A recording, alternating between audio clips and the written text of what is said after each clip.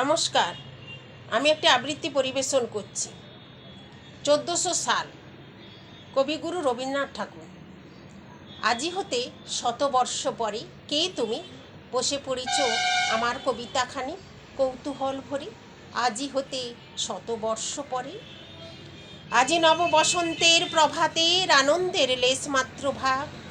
আজিকার কোনো ফুল বিহঙ্গের কোনো গান, আজিকার কোনো রক্তরাগ অনুরাগে সিক্ত করি পারিব কি পাঠাইতে তোমাদের করে।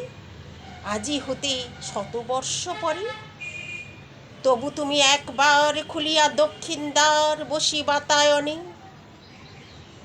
সুদূর দিগন্তে চাহি কল্পনায় অবগাহী, ভেবে দেখো মনে একদিন শতবর্ষ আগে। চঞ্চল পুলক রাশি কোন স্বর্গ হতে ভাসি নিখিলের মর্মে আসি লাগে।